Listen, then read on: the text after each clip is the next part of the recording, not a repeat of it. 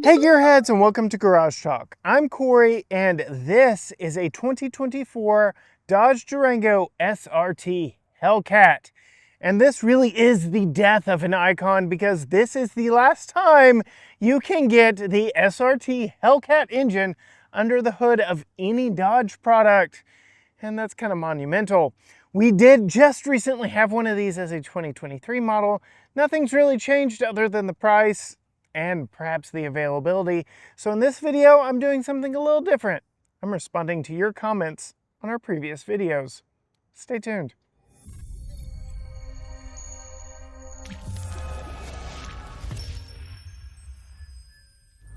All right, yes, gearheads, I am sitting in the lap of a $109,910 luxury here in this 2024 Dodge Durango SRT Hellcat. And I bring up that price because before I get into your comments, I want to get into Holly's comments. She has been living with this thing for a week. She has been road tripping it. She's been experiencing how it fits into our daily life. And I'd say I have to agree with her that I'm not entirely sure this merits its $109,910 as tested price. It is a huge pill to swallow when you don't get things like head-up display, massaging seats, heated or ventilated rear seats, well, I guess ventilated rear seats, in a vehicle that, well, is so likely to get stolen. It tried to happen on our watch while we had this one. Yeah, there's a lot to unpack with this one. Let's get right into it. So I have the window sticker here, and yes, for 2024 SRT Hellcat Premium All-Wheel Drive 109, so I got it wrong, 190. But still, we're well into six figures with this one. A vehicle with 12 city, 17 highway, 13 combined, and 13 even is the highest I've seen on the gauge in front of me. This thing is quite pricey, and when we first tested this in 2021, what was supposed to be a 1 year only special edition, that one topped out at $90,000. Cresting that six-figure price mark really demands some extra things that I know Stellantis is capable of, but not on a platform that dates back over a decade. This Durango platform is ancient. It's as ancient as some of the vehicles that Toyota has been peddling out, looking at you, Forerunner, for a while and trying to tell us that they're brand new, when no, they really aren't. You can facelift and update and bring new stuff to them, but they're still an old platform. So no massaging seats up here. Okay, this not really built for that. No head-up display. That's kind of a travesty. Though I will say, from Holly's time behind the wheel in this, and mine as well, these seats are supremely comfortable, and we get very comfortable second row seats in this as well. This is a 2+2+2 all the way back, and we'll get into more of the seats here in just a moment, but I do want to talk about your actual comments now. First one coming from infamous WU13. If only the tech in this didn't lag so much. And in my experience with it, okay, yeah, maybe it does. It is a little slow on the uptake as you go through different screens, trying to quickly click between stuff. It's not the best, but that goes back to this being a very old platform. Yes, you can update the tech. Really do like the large screens in this, but it's showing its age, so yeah, maybe there's a valid point there. Next up, from Sandiddy 7993, I love mine. Burnout Emoji, that's the best I can say. And yes, for the right crowd, this is a very good fitting vehicle. I think I am kind of the right crowd for this. Maybe not so much Holly, but definitely me. A father nearing his 40s with a kid that still rides in a car seat or a booster seat back in the back, may have friends that we want to carry along, pile them all back in the back, and then just haul people and stuff. This thing can do it all. It is very impressive. So yeah, I can see why you love yours. The next one up, from Gift Silver, I believe, one step closer to use, heart emoji. I'm guessing that you're also in the right crowd for this one. I don't know, but yes, it's been very fun. Next up, from EuroBlocks 2014, and I do apologize, this type is very small on my screen and again, approaching 40, but he says 2021 is the last call, 2023 is the last call, now 2024 is the last call. Who knows? Dodge is trying to get the most out of this platform that they can. They're really trying to celebrate this engine as best they can. This is the last brand new Dodge vehicle you can get with a Hellcat powering it, and that says a lot. So for as long as they're around, buy them, even at $109,000. Next up, from Brian Euclid 4065, Durango Hellcat doesn't have a black key actually. Okay, so I got a little excited about having the red key versus a black key. Something Stellantis, FCA, whomever has been known to do, give a black key for, you know, handing off to your kids or the valet so they don't get all the power, and giving a red key to the owner for, you know, all the power. Well, yes, this does come with a red key. We only get one key per use, so I'm very excited that for whatever the purpose, whether they only get red keys or the fact that we only got the red key, I'm still excited. Next up, from S4 Quattro Power. Very nice, all caps. So how is this a 7-seater? I thought it was 232. Well, no, it is 222 in the Hellcat configuration. I do believe other trims like the Citadel still give you a bench in the mid row, but yes, 2 captain's chairs here, 2 captain's chairs with a full center console in the second row, and 2 narrow bonus seats in the third row. Next up, Jacoby Jones 259. This is how you become the cool parents. I know, right? This is geared towards me. And yes, Tucker absolutely loves this. He loves how loud it is too. Next up, CMC Nest T. This SUV is not for a regular person. It is for the crazy person with kids and or dogs. I rest my case. The next one up is a comment from Germany. FrankieD SRT in Germany. The color of the interior is demon red. Just saying. So thank you. Thanks for your family review on this. I drive a 2020 F8 green or Fate green Durango 392 SRT. I would love to get one of these and top it out eventually with a Hellcat. Over here, I can really push them to the limits. I know I kind of butchered the reading of that, but it was on the screen. Yes, I couldn't imagine one of these on the Autobahn, or if you could find a way to get it to the ring. I mean, this is fun. I have taken this exact model on Eagles Canyon Raceway to say a farewell goodbye, and I had tears in my eyes practically the entire time because I knew we were saying goodbye to this Hellcat powered beast.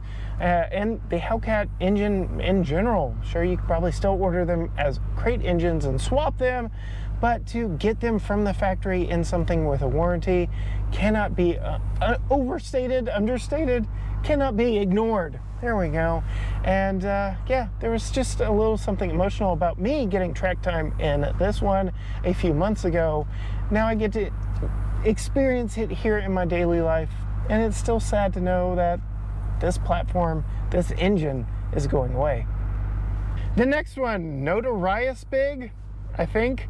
I have that beast, and comparing it with a Tesla is a personal insult. Please never do that again. Closest competitor would be the Alpina XB7 performance-wise and unique-wise. I was waiting for the launch control. Go ahead and use it. You'll understand the 6 figures. And of course, yes, that was in our family review video where I begged Holly to try launch control. I've used it several times, but couldn't persuade Holly to do so. We did get her to do Watts to Freedom in the GMC Hummer EV. Go check that video out. But yes, I do apologize for comparing this to a Tesla. Acceleration-wise, I mean, yeah, but you buy this for the raucous noise, for the HEMI V8. You buy this because it's loud and brash and in your face. And, I mean, Tesla's got the Cybertruck. No, I didn't mention that. I'm sorry. Please forgive me. Next up, Dion Day, can you put a car seat in the third row? And I addressed this in written form, but yes, you can put car seats in the third row. They are a little narrow thanks to the wheels back there, the wheel arches back there, but you could get two side by side, but you have to use the seatbelt method on those because there are no lower latch points. So it does take away a little bit of the functionality, but given how much room is back there, I would really put kids in booster seats in the third row versus putting full-on child seats back there, for what it's worth.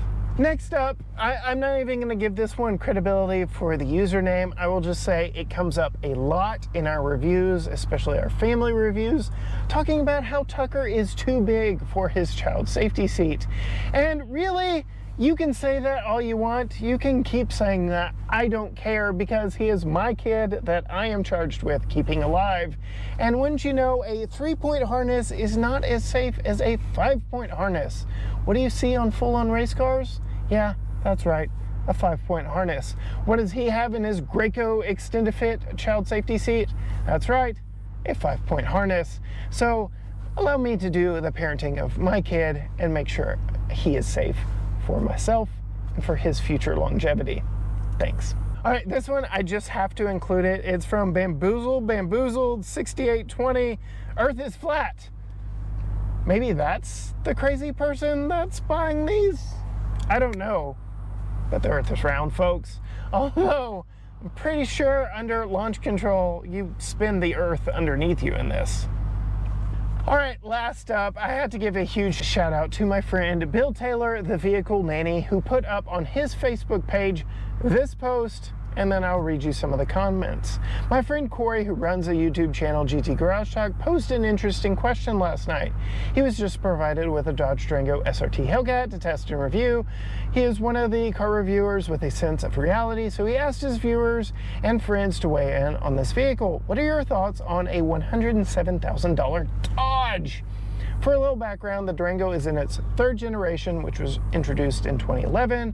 It received updates over the years, but with the 710 Hellcat being the most recent, there are currently 15 trim levels on the Durango, ranging from two-wheel drive model around $40,000 to the version I am currently testing at $109,190 as spec'd.